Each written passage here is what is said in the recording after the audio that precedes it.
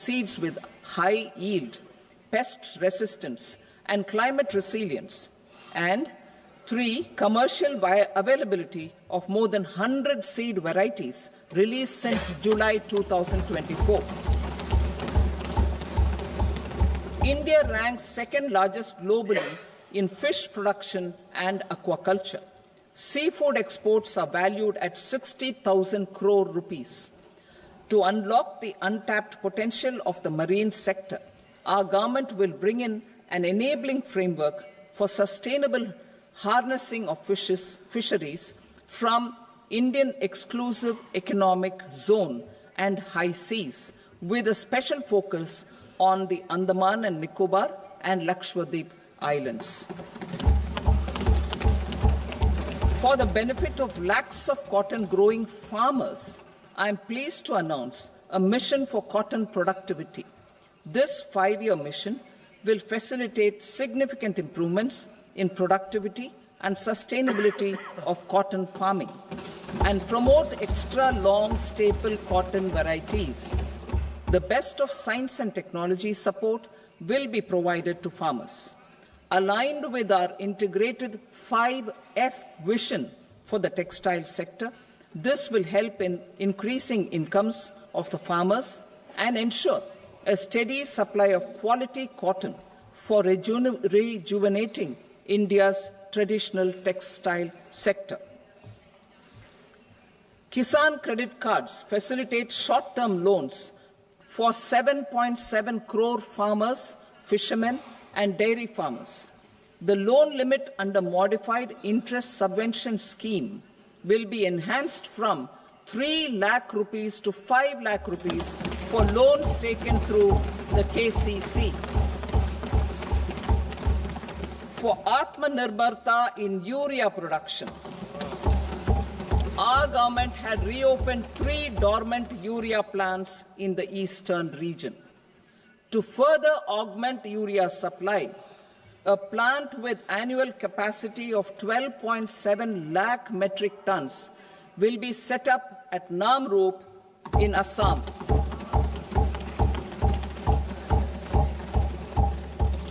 India Post, with 1.5 lakh rural post offices, complemented by the India Post Payment Bank and a vast network of 2.4 lakh Dak Sevaks, will be repositioned to act as a catalyst for the rural economy. Details are at Annexure C.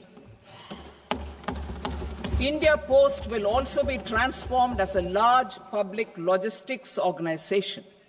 This will meet the rising needs of Vishwakarmas, new entrepreneurs, women, self-help groups, MSMEs, and the large business organizations. Our government will provide support to NCDC for its lending operations for the cooperative sector. MSMEs as the second engine. Now I move to MSMEs as the second engine, which encompasses manufacturing and services with a focus on MSMEs numbering 5.7 crores. Currently, over 1 crore registered MSMEs, employing 7.5 crore people and generating 36% of our manufacturing, have come together to position India as a global manufacturing hub. With their quality products, these MSMEs are responsible for 45% of our exports. To help them achieve higher efficiencies of scale, technological upgradation, and better access to capital, the investment and turnover limits for classification of all MSMEs will be enhanced to 2.5 and 2 times respectively. This will give them the confidence to grow and generate employment for our youth. The details are given in Annexure D. To improve access to credit, the credit guarantee cover will be enhanced. First, for micro and small enterprises from 5 crore to 10 crore rupees, leading to additional credit of 1.5 lakh crores in the next 5 years. Second, for startups from 10 crore rupees to 20 crore rupees, with the guarantee fee being moderated to 1% for loans in 27 focus sectors which are important for Atmanirbhar Bharat. And for well-run exporter MSMEs, for term loans up to 20 crore rupees. Also for the micro enterprises, we will introduce customized credit cards with a 5 lakh rupee limit for micro enterprises registered on Udyam portal. In the first year, 10 lakh such cards will be issued. Fund of funds for startups. The alternate investment fund, AIFs, for startups have received commitments of more than 91,000 crores rupees. These are supported by the fund of funds set up with the Government of India's contribution of 10,000 crore rupees. Now, a new fund of funds with expanded scope and a fresh contribution of another 10,000 crore rupees will be set up. A new scheme will be launched for 5 lakh women, scheduled castes and scheduled tribes, first-time entrepreneurs. This will provide term loans up to 2 crore rupees during the next 5 years. The scheme will incorporate lessons from the successful Stand Up India scheme. Online capacity building for entrepreneurship and managerial skills will also be organized. Measures for labor-intensive sectors. To promote employment and entrepreneurship opportunities in labor-intensive sectors, our government will undertake specific policy and facilitation measures.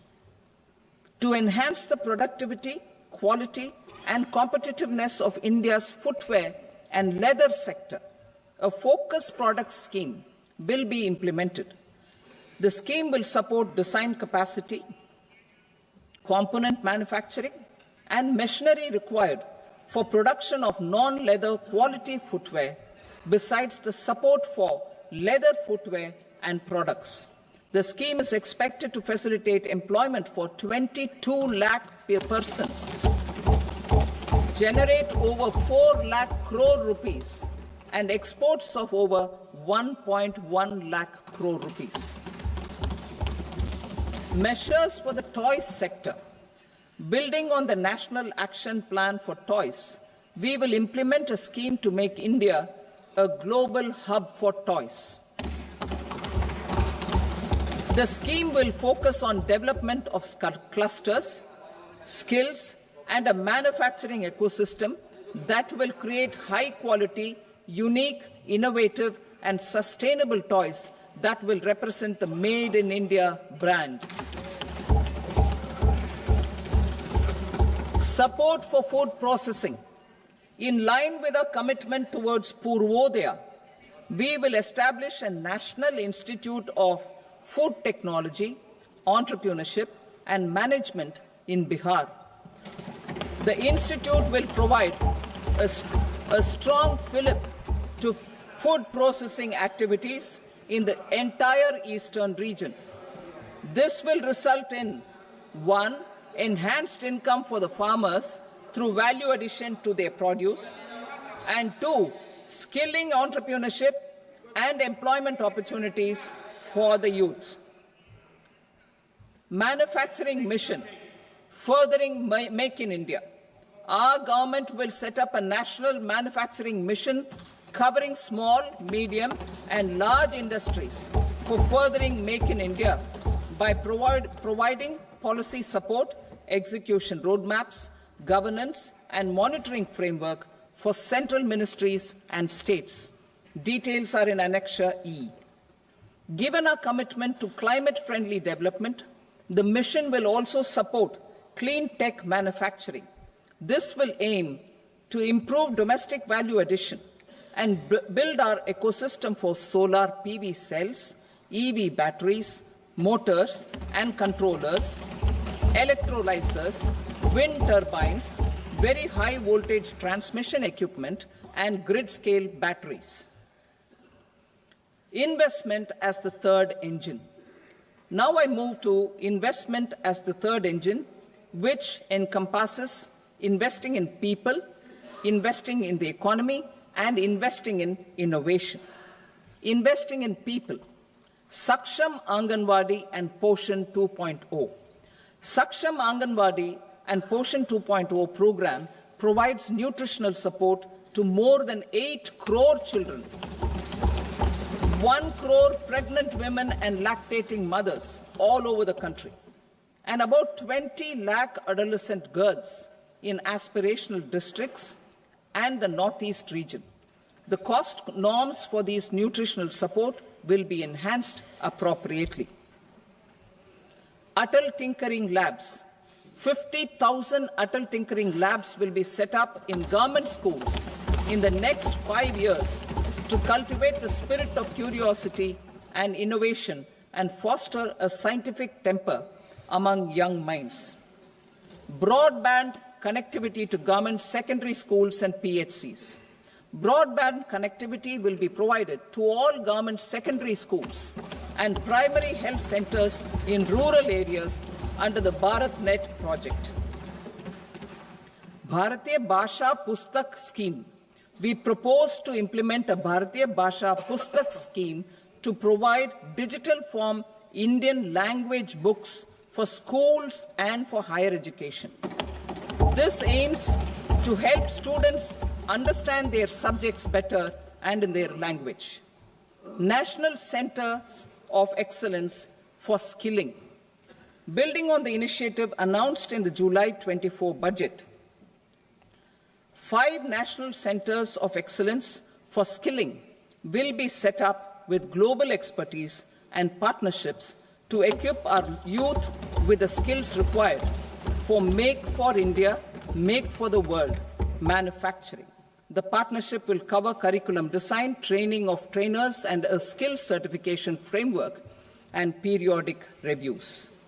Expansion of capacity in IITs. Total number of students in 23 IITs has increased 100% from 65,000 to 1.35 lakh in the past 10 years.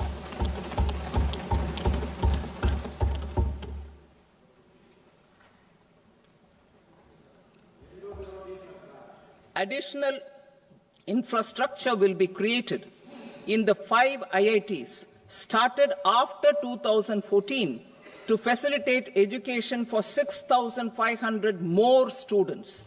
Hostel and other infrastructure capacity at IIT Patna will also be expanded.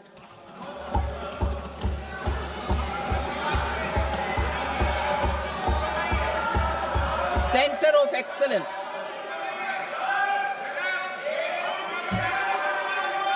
Center of Excellence in AI for Education. I had announced 3 centers of excellence in artificial intelligence for agriculture, health, and sustainable cities in 2023.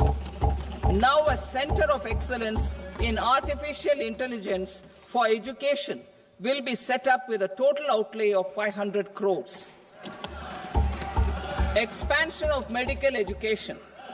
Our government has added almost 1.1 lakh undergraduate and postgraduate medical education seats in 10 years, an increase of 130%. In the next year, 10,000 additional seats will be added in medical colleges and hospitals towards the goal of adding 75,000 seats in the next 5 years. Daycare cancer centers in all district hospitals. Our government will facilitate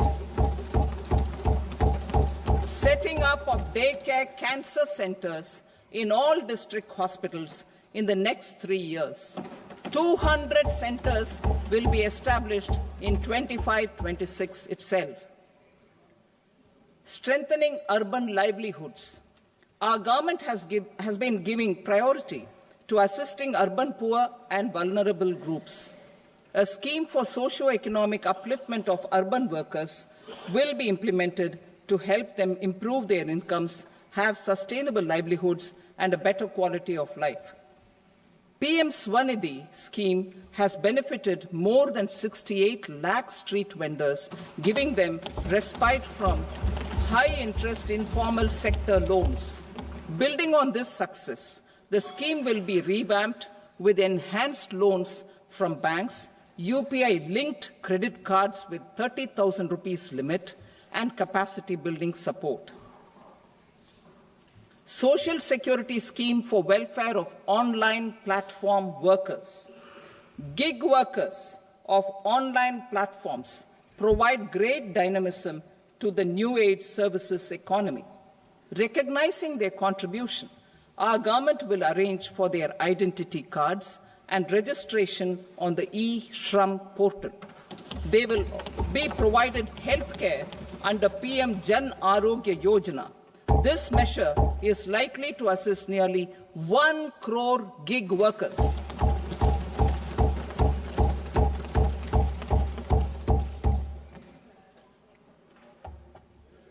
Investing in the economy. Public-private partnership in infrastructure. Each infrastructure-related ministry will come up with a 3-year pipeline of projects that can be implemented in PPP mode. States will also be encouraged to do so and can seek support from the India Infrastructure Project Development Fund, which is a scheme to prepare PPP proposals. Support to states for infrastructure. An outlay of 1.5 lakh crore is proposed for the 50-year interest-free loans to states for capital expenditure and incentives for reforms. Building on the success of the first asset monetization plan announced in 2021, the second plan for 2025 to 30 will be launched to plough back capital of 10 lakh crore in new projects. Regulatory and fiscal measures will be fine-tuned to support the plan. Jal Jeevan Mission. Since 2019, 15 crore households representing 80% of India's rural population have been provided access to portable tap water connections.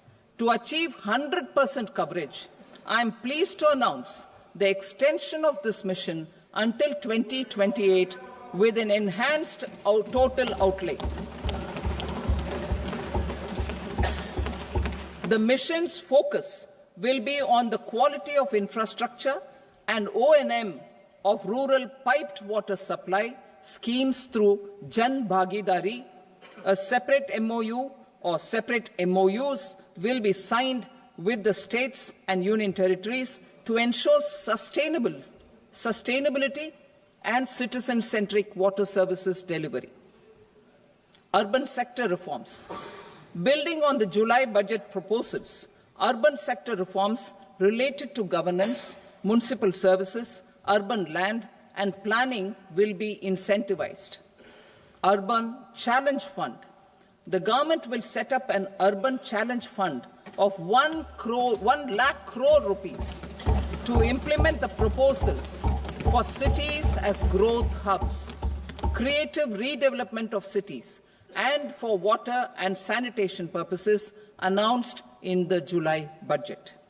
This fund will finance up to 25% of the cost of bankable projects, with a stipulation that at least 50% of the cost is funded from bonds, bank loans, and PPPs. An allocation of 10,000 crore is proposed in 2025-26. Power sector reforms. We will incentivize electricity distribution reforms and augmentation of intra-state transmission capacity by states. This will improve financial health and capacity of electricity companies. Additional borrowing of 0.5% of GSDP will be allowed to states contingent on these reforms. Nuclear energy mission for Vikasit Bharat. development of at least 100 gigawatt of nuclear energy by 2047 is essential for our energy transition efforts. For an active partnership with the private sector towards this goal, amendments to the Atomic Energy Act and the Civil Liability for Nuclear Damage Act will be taken up.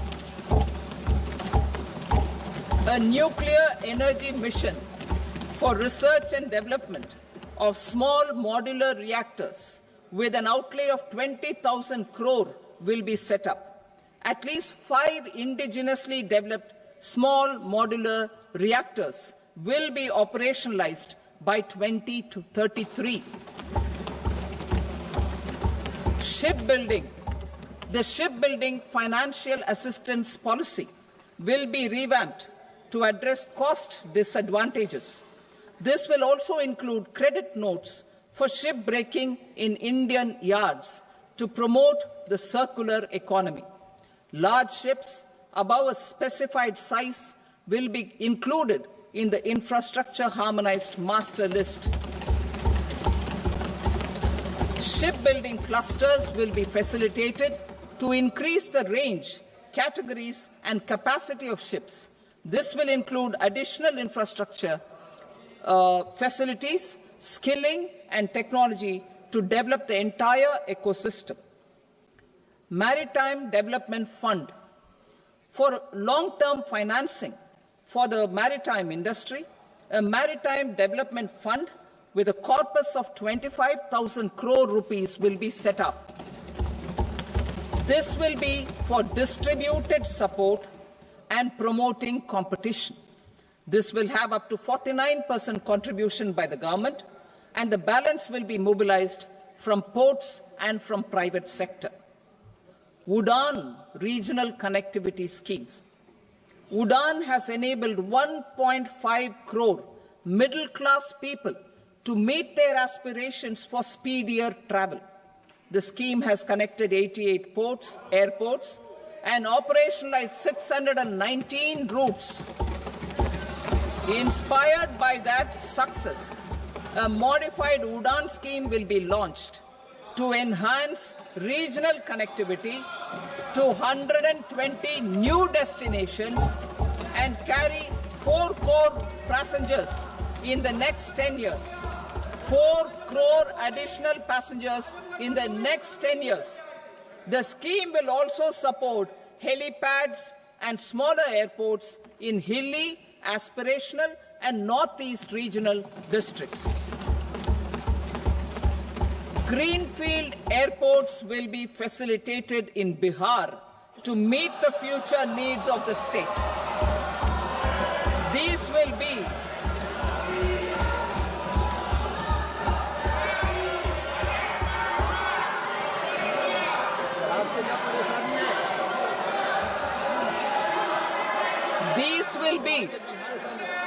These will be in addition to the expansion of the capacity of Patna Airport and a brownfield airport in Beta.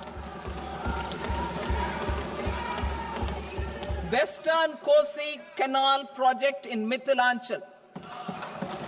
Financial support will be provided for the Western Kosi Canal ERM project, benefiting a large number of farmers, cultivating over 50,000 hectares of land in the Mithilanchal region of Bihar. Mining sector reforms. Mining sector reforms, including those for minor minerals, will be encouraged through sharing of best practices and institutions of a state mining index. A policy for recovery of critical minerals from tailings will be brought out. Under the special window for affordable and mid-income housing, SWAMI, 50,000 dwelling units in stressed housing projects have been completed and keys handed over to home buyers. Another 40,000 units will be completed in 2025, further helping middle-class families who were paying EMIs on loans taken for apartments while also paying rent for their current dwellings.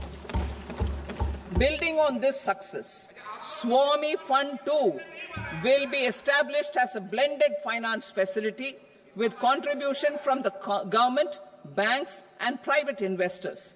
This fund of 15,000 crore rupees will aim for expeditious completion of another 1 lakh units. PM Gati Shakti data for private sector. For furthering PPPs and assisting the private sector in project planning, access to relevant data and maps from the PM Gati Shakti portal will be provided. Tourism for employment-led growth. Top 50 tourist destination sites in the country will be developed in partnership with states through a challenge mode. Land for building key infrastructure will have to be provided by the states. Hotels in these destinations will be included in the infrastructure harmonized list. The following measures will be taken for facilitating employment-led growth: organizing intensive skill development programs for our youth, including in institutes of hospitality management, providing mudra loans for homestays, improving ease of travel and connectivity to tourist destinations, providing performance-linked incentives to states for effective destination management, including tourist amenities, cleanliness and marketing efforts, and introducing streamlined e-visa facilities along with visa fee waivers for certain tourist groups. Continuing with the emphasis on places of spiritual and religious significance, in the July budget, there will be a special focus on destinations related to the life and times of Lord Buddha. Medical tourism and heal in India. Medical tourism and heal in India will be promoted in partnership with the private sector, along with capacity building and easier visa norms. Investing in innovation.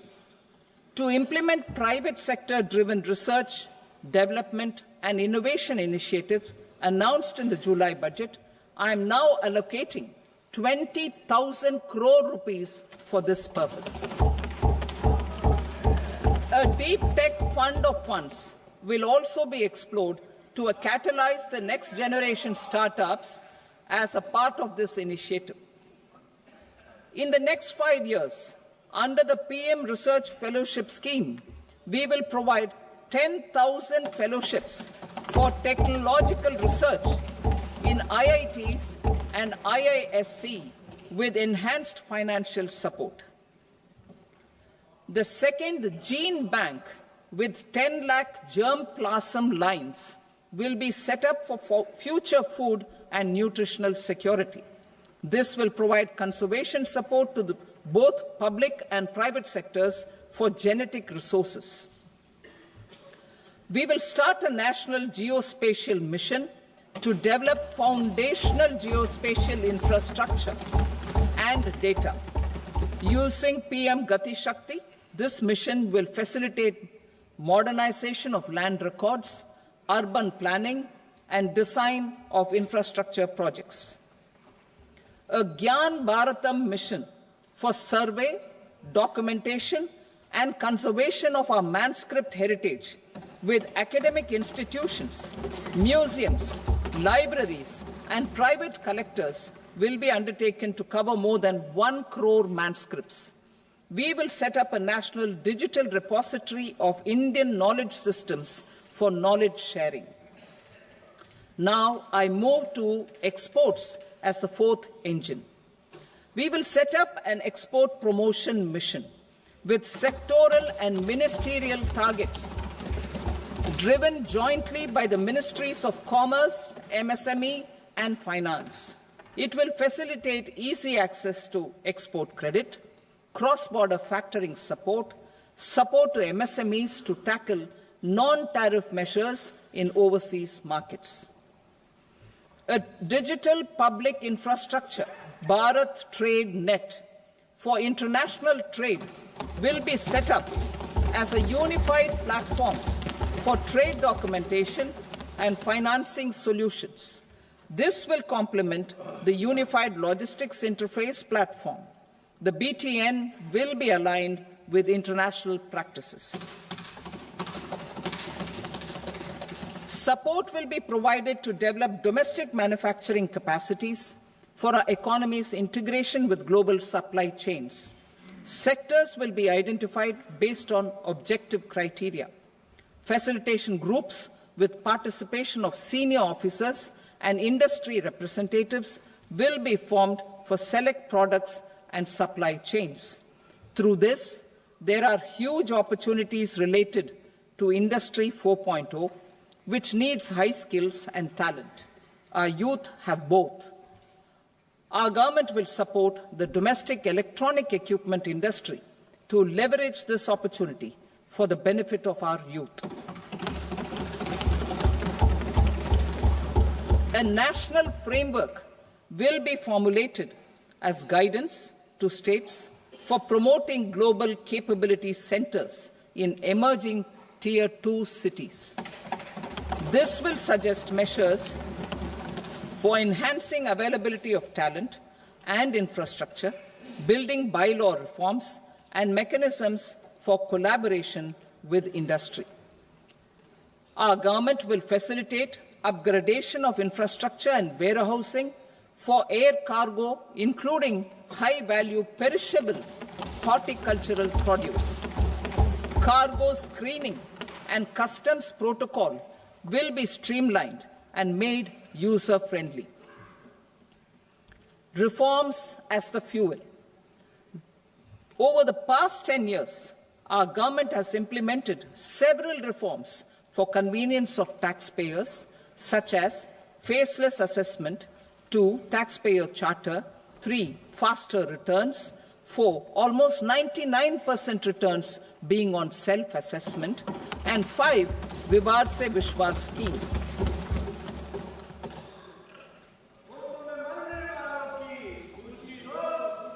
Continuing these efforts, I reaffirm the commitment of the Tax Department to trust first, scrutinize later. I also propose to introduce the new income tax bill next week. I will detail the indirect tax reforms and changes in direct taxes in Part B. Financial sector reforms. The FDI limit for the insurance sector will be raised from 74 to 100%. This enhanced limit will be available for those companies which invest the entire premium in India. The current guardrails and conditionalities associated with foreign investment will be reviewed and simplified. The services of India Post Payment Bank will be deepened and expanded in rural areas. NABFID will set up a partial credit enhancement facility for corporate bonds for infrastructure. Public sector banks will develop Grameen Credit Score framework to serve the credit needs of SHG members and people in rural areas. A forum for regulatory coordination and development of pension products will be set up. To implement the earlier announcement on simplifying the KYC processes, the revamped Central KYC Registry will be rolled out in 2025. We will also implement a streamlined system for periodic updating.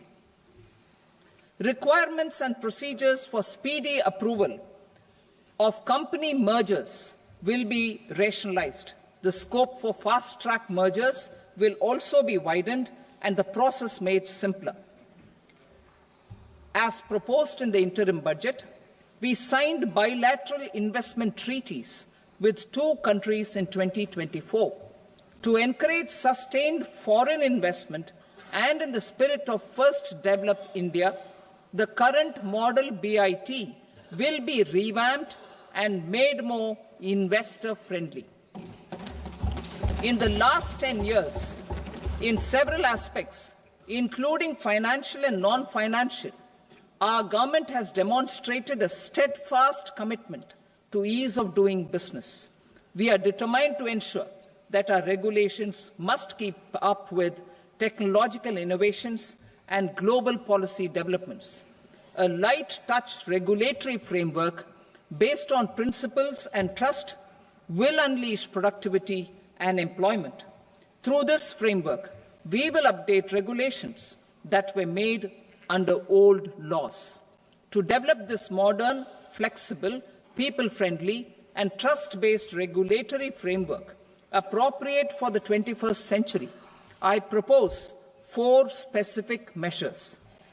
A high-level committee for regulatory reforms will be set up for a review of all non-financial sector regulations, certifications, licenses and permissions. The committee will be expected to make recommendations within a year. The objective is to strengthen trust-based economic governance and take transformational measures to enhance ease of doing business, especially in matters of inspection and compliances. States will be encouraged to join in this endeavour. An investment friendliness index of states will be launched in 2025 to further the spirit of competitive, cooperative federalism. Under the Financial Stability and Development Council, a mechanism will be set up to evaluate impact of the current financial regulations and subsidiary instructions. It will also formulate a framework to enhance their responsiveness and development of the financial sector. In the Jan Vishwas Act 2023, more than 180 legal provisions were decriminalized. Our government will now bring up the Jan Vishwas Bill 2.0 to decriminalize more than 100 provisions in various laws. I now move to fiscal policy. In the July budget, I had committed to staying the course for fiscal consolidation. Our endeavour will be to keep the fiscal deficit each year such that central government debt remains on a declining path as a percentage of the GDP. The roadmap for the next 6 years has been detailed in the FRBM statement. Revised estimates for 2024-25. The revised estimate of the total receipts other than borrowings is 31.47 lakh crore rupees, of which the net tax receipts are 25.57 lakh crore rupees. The revised estimate of the total expenditure is 47.16 lakh crore rupees, of which the capital expenditure is about 10.18 lakh crore rupees. The revised estimate of the fiscal deficit is 4.8% of the GDP. Budget estimates for 25-26. Coming to 25-26, the total receipts other than borrowings and total expenditure are estimated at 34.96 lakh crore rupees and 50.65 lakh crore rupees respectively. The net tax receipts are estimated at 28.37 lakh crore rupees. The fiscal deficit is estimated to be 4.4% of GDP. To finance the fiscal deficit, the net market borrowings from dated securities are estimated at 11.54 lakh crore. The balance financing is expected to come from small savings and other sources. The gross market borrowings are estimated at 14.82 lakh crore rupees. I will now move to Part B. Indirect taxes.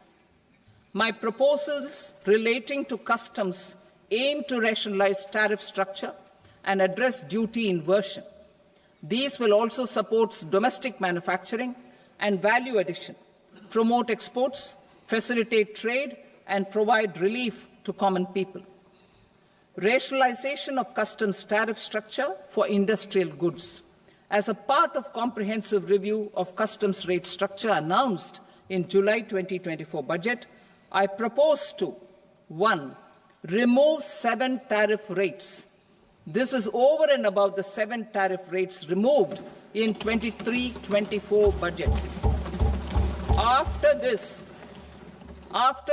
there will be only 8 remaining tariff rates, including 0 rate. 2. Apply appropriate cess to broadly maintain effective duty incidence, except on a few items where such incidence will reduce marginally. 3. Levy not more than 1 cess or surcharge. Therefore, I propose to exempt social welfare surcharge on 82 tariff lines that are subject to a cess. I shall now take up sector-specific proposals. To provide relief to patients, particularly those suffering from cancer, rare diseases, and other severe chronic diseases, I propose to add 36 life-saving drugs and medicines to the list of medicines fully exempted from basic custom duty.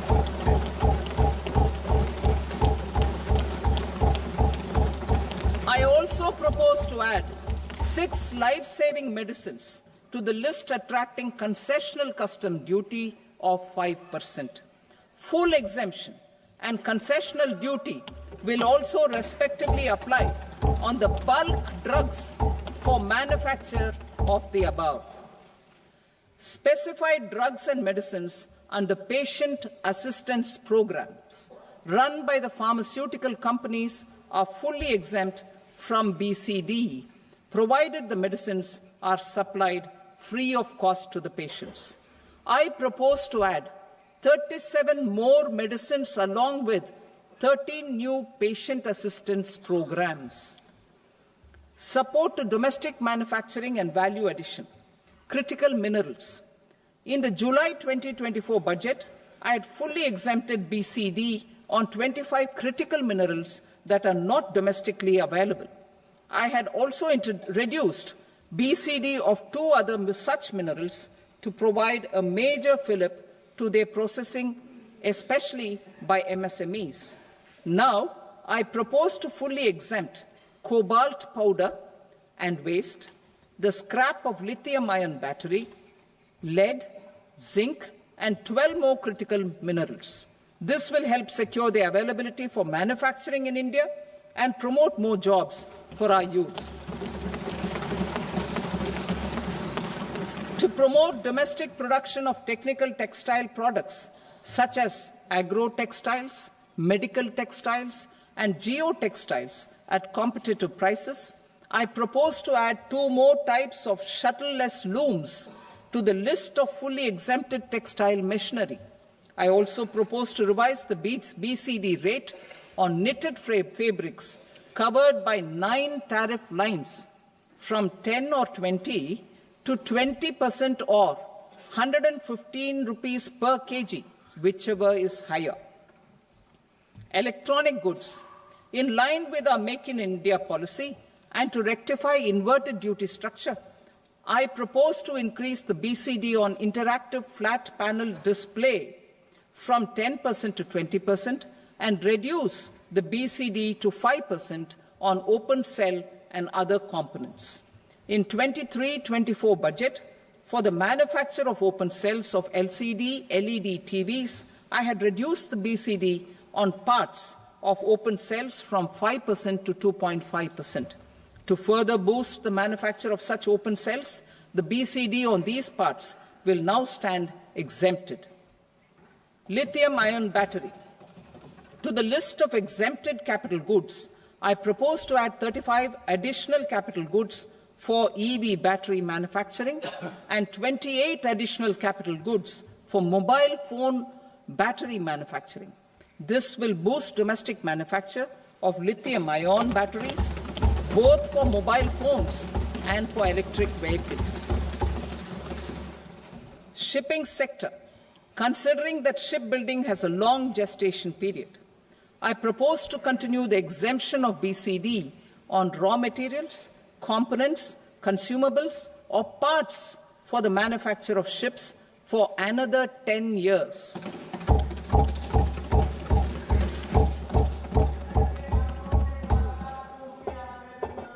I also propose the same dispensation for shipbreaking to make it more competitive. Telecommunication. To prevent classification disputes, I propose to reduce the BCD from 20% to 10% on carrier-grade Ethernet switches to make it at par with non-carrier-grade Ethernet switches. Export promotion. To facilitate exports of handicrafts, I propose to extend the time period for export from 6 months to 1 year, further extendable by another 3 months if required. I also propose to add 9 items to the list of duty-free inputs. Leather sector. I propose to fully exempt BCD on wet blue leather to facilitate imports for domestic value addition and employment. I also propose to exempt crust leather from 20% export duty to facilitate exports by small tanners. Marine products. To enhance India's competitiveness in the global seafood market, I propose to reduce BCD from 30% to 5% on frozen fish paste, surimi, for manufacture and export of its analog products. I also propose to reduce BCD from 15% to 5% on fish hydrolysates for manufacture of fish and shrimp feed. In July 2024 budget, to promote development of domestic MROs for aircraft and ships, I had extended the time limit for export of foreign origin goods that were imported for repairs from 6 months to 1 year and further extendable by 1 year. I now propose to extend the same dispensation for railway goods. Time limit for provisional assessment. Presently, the Customs Act 1962 does not provide any time limit to finalize provisional assessments, leading to uncertainty and cost to trade. As a measure of promoting ease of doing business, I propose to fix a time limit of 2 years, extendable by a year, for finalizing the provisional assessment. I propose to introduce a new provision that will enable importers or exporters, after clearance of goods, to voluntarily declare material facts and pay duty with interest but without penalty. This will incentivize voluntary compliance. However, this will not apply in cases where department has already initiated audit or investigation proceedings. For industry to better plan their imports, I propose to extend the time limit for the end use of imported inputs in the relevant rules from 6 months to 1 year. This will provide operational flexibility in view of cost and uncertainty of supply. Further, such importers will now have to file only quarterly statements instead of a monthly statement.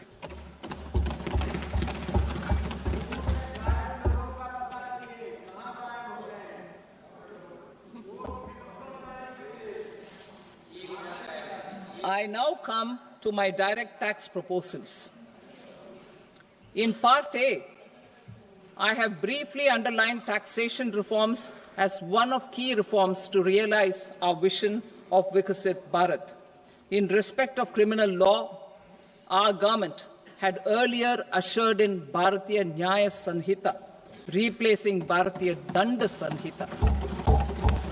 I am happy to inform this august House and the country that for new income tax bill will carry forward the same spirit of Nyaya in its drafting as well.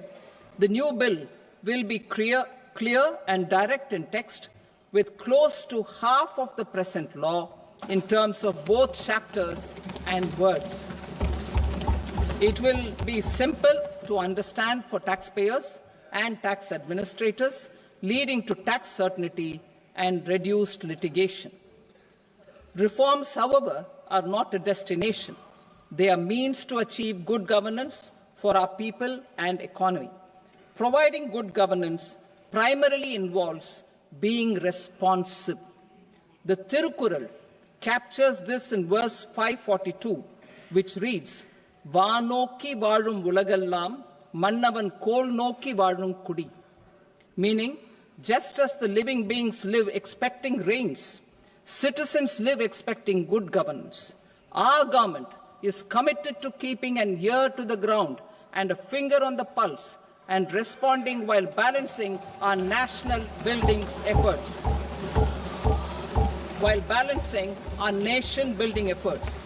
The following measures will detail just how our government will, under the guidance of PM Modi, has taken steps to understand and address. I repeat that sentence, sir. The following measures will detail just how our government, under the guidance of PM Modi, has taken steps to understand and address the needs voiced by our citizens. My tax proposals are guided by this spirit. The objectives of my proposals are as follows. Personal income tax reforms with special focus on middle class. Rationalization of TDS and TCS for easing difficulties. Encouraging voluntary compliance. Reducing compliance burden. Ease of doing business, employment and investment. I will come to my proposal on personal income tax towards the end. TDS and TCS, rationalization for easing difficulties. I propose to rationalize tax deduction at source, TDS, by reducing the number of rates and thresholds above which TDS is deducted. Further, threshold amounts for tax deduction will be increased for better clarity and uniformity. The limit for tax deduction on interest for senior citizens is being doubled from the present 50,000 rupees to 1 lakh rupees. Similarly, the annual limit of 2.40 lakh rupees for TDS on rent is being increased to 6 lakh rupees. This will reduce the number of transactions liable to TDS, thus benefiting small taxpayers receiving small payments. The threshold to collect tax at source, the TCS, on remittances under RBI's liberalized remittance scheme, the LRS, is proposed to be increased from 7 lakh to 10 lakhs. I also propose to remove TCS on remittances for education purposes, where such remittances is out of a loan taken from a specified financial institution. Both TDS and TCS are being applied on any transaction related to sale of goods. To prevent such compliance difficulties, I propose to omit the TCS. I also propose that the provisions of the higher TDS deduction will now apply only in non-PAN cases. In July 2024, the delay for payment of TDS up to the due date of filing statement was decriminalized. I propose to provide the same relaxation to TCS provisions as well. The government under the leadership of Prime Minister Modi believes in Sabka Saath, Sabka Vikas, Sabka Vishwas and Sabka Prayas. In line with this, we brought in updated return facility in 2022 for voluntary compliance by taxpayers who had omitted to report their correct income. Our trust in taxpayers was proved right. Nearly 90 lakh taxpayers voluntarily updated their incomes by paying additional tax. Taking this trust further, I now propose to extend the time limit to file updated returns for any assessment year from the current limit of 2 years to 4 years.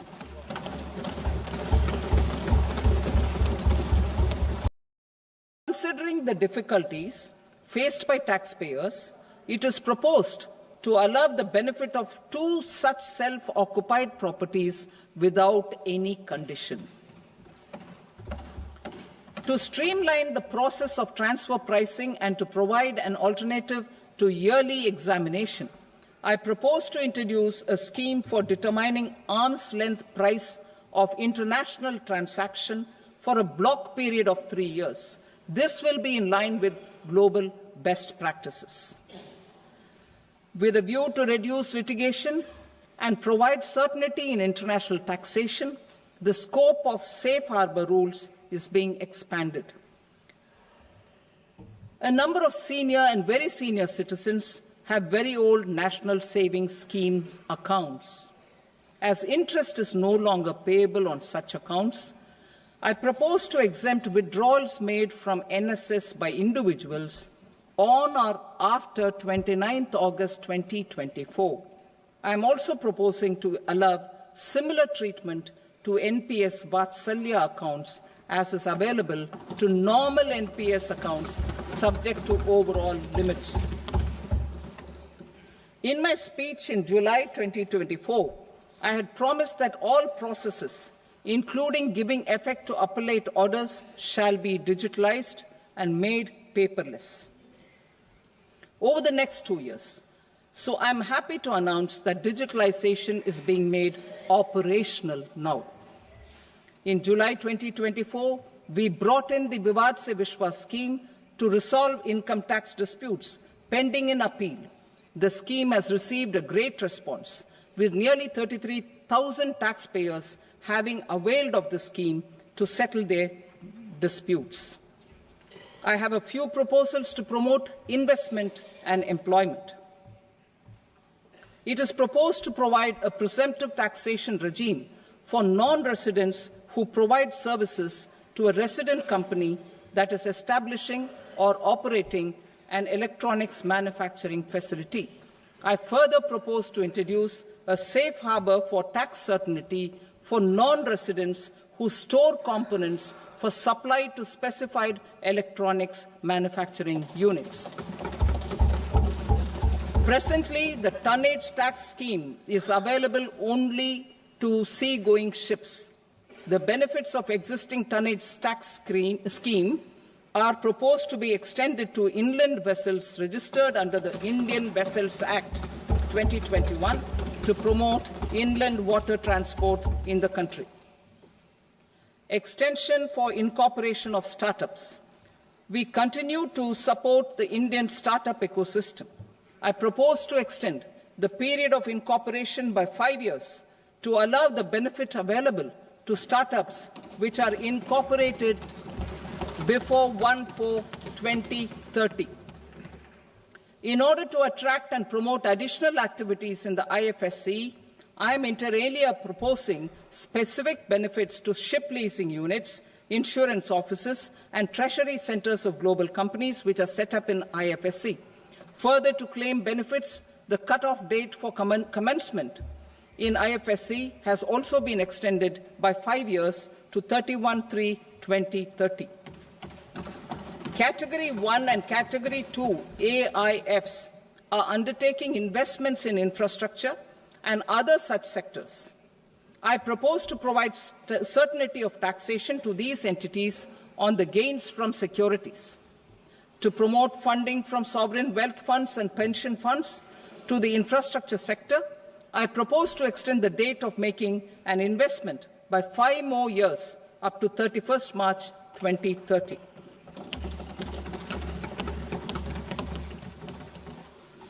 Personal income tax reforms with special focus on middle class. Democracy, demography, and demand are the key support pillars in our journey towards Vikasit Bharat. The middle class provides strength for India's growth. This government, under the leadership of Prime Minister Modi, has always believed in the admirable energy and ability of the middle class in nation building. In recognition of their contribution,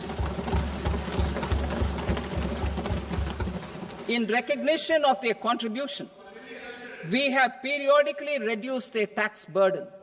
Right after 2014, the nil tax slab was raised to 2.5 lakhs of rupees, which was further raised to 5 lakh rupees in 2019 and to 7 lakh rupees in 2023. This is reflective of our government's trust on the middle-class taxpayers. I am now happy to announce that there will be no income tax payable up to income of 12 lakh rupees.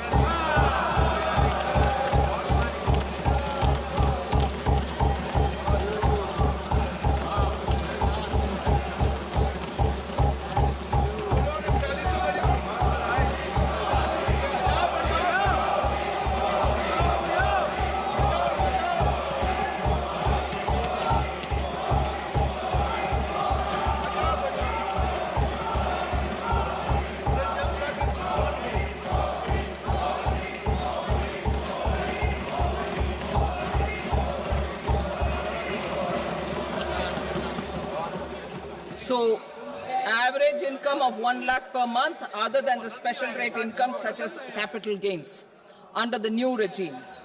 This limit will be 12.75 lakh for salaried taxpayers due to the standard deduction of 75,000. Slabs and rates are being changed across the board to benefit all taxpayers. The new structure will substantially reduce the taxes of the middle class and leave more money in their hands, boosting household consumption, savings and investment. In the new tax regime, I propose to revise tax rate structures as follows: 0 to 4 lakh rupees nil, 4.8 lakh rupees to 4 to 8 lakh rupees 5%, 8 to 12 lakh rupees 10%, 12 to 16 lakh rupees 15%, 16 to 20 lakh rupees 20%, 20 to 24 lakh rupees 25%, and above 24 lakh rupees 30%. To taxpayers up to 12 lakh of normal income, other than special rate income such as capital gains. I read that again. To taxpayers up to 12 lakh of income, other than special rate income such as capital gains, tax rebate is being provided in addition to the benefit due to slab rate reduction in such a manner that there is no tax payable by them. The total tax benefit of slab rate changes and rebate at different income levels can be illustrated with a few examples.